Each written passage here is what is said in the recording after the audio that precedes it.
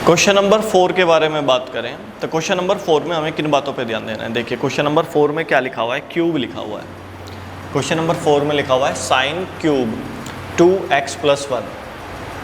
अब क्यूब को कैसे हटाएं, ये भी 11th क्लास की प्रॉपर्टी है। 11th क्लास में ना आपको साइन 2x, साइन 3x इस तरीके से आपने 2-3 प्रॉपर्टी पढ़ी होगी।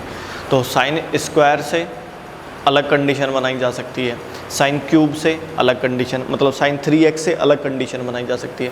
तो हमने ना साइन 2x, साइन 3x ये वाली प्रॉपर्टी पढ़ी है 11th क्लास में।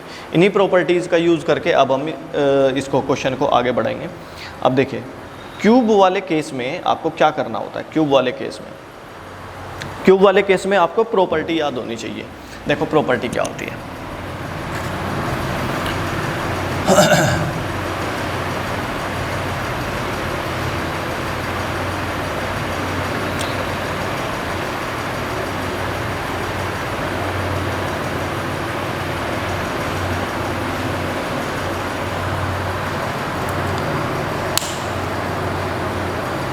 देखिए आपने ना 11th क्लास में प्रॉपर्टी पढ़ी थी, sign 3a = 3 sin a। Sign 3a की प्रॉपर्टी क्या होती है, 3 आगे आ गया था और ये 3a ये सिंगल a बन गया था। -4 लिखना है, साइन क्यूब a जो भी एंगल है वो सिंगल हो गया, जो भी एंगल है वो सिंगल हो गया, यानी कि 3 से डिवाइड हो गया। ठीक है, अब अगर मैं यहाँ से इसकी वैल्यू निकालूँ क्यूब की, क्योंकि और कहीं क्यूब नहीं है ना, मुझे इस क्यूब की वैल्यू चाहिए, तो क्यूब इधर आ जाएगा।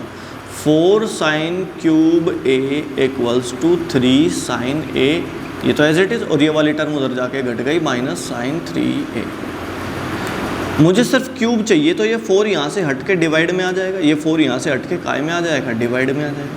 तो जहाँ पर भी साइन क्यूब a लिखा हो उसको मैं ऐसे लिख सकता हूँ। देखो कहीं भी कोई पावर नहीं बन रही, जब पावर नहीं बन रही ये मेरे लिए फ़ायदे की बात है, जब पावर ना बन रही हो तो ये मेरे लिए फ़ायदे की बात है। अरे हमारी समस्या सिर्फ ये पावर थी, इस पावर को हटाने के लिए हमने ये प्रॉपर्टी को लगाया। अब साइन 3a की प्रॉपर्टी आप साइन 3a की जगह लिख सकते हो 3 sin a single minus sine 3a, power नहीं है, एंगल का 3 गुना हो रहा है। ये क्या हो रहा है बच्चों, एंगल का 3 गुना हो रहा है, एंगल का 3 गुना कर देंगे। अब हम इसमें अप्लाई करते हैं इस चीज़ को, तो क्या लिखूँगा मैं, साइन क्यूब 2x + 1 को मैं क्या लिखूँगा, 3 sine angle as it is, ये एंगल एज इट इज़ जो था वही एंगल, 3x + वो 2x + 1 माइनस, फिर साइन लिखो। अब क्या करना है, एंगल का 3 गुना कर देना है। इसका 3 गुना करूँगा तो मैं ब्रैकेट में लिख देता हूँ 6x + 3 और इस सारे के अपोन में 4। इसका इंटीग्रेशन करने के बजाय आप इसका इंटीग्रेशन कर दो।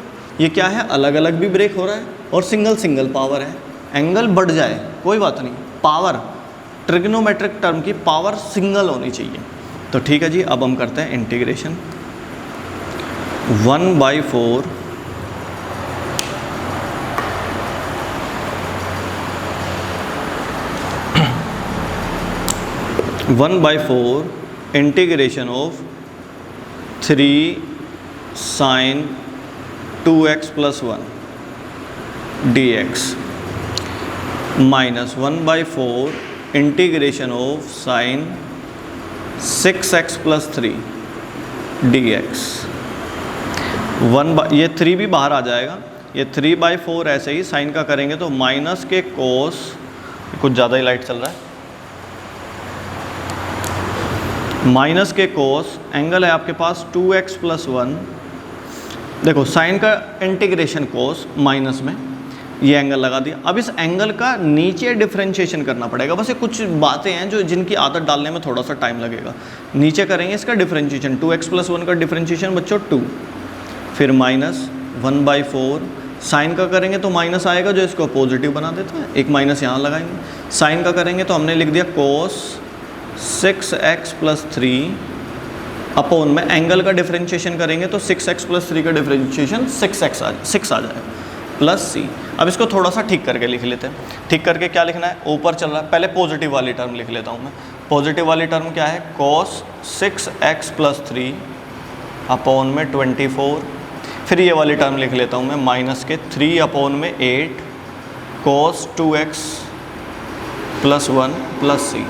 ये नीचे 8 बन गया ना, ये नीचे 24 बन गया, यहाँ पे 8 बन गया। बस ये लिखना है आपको।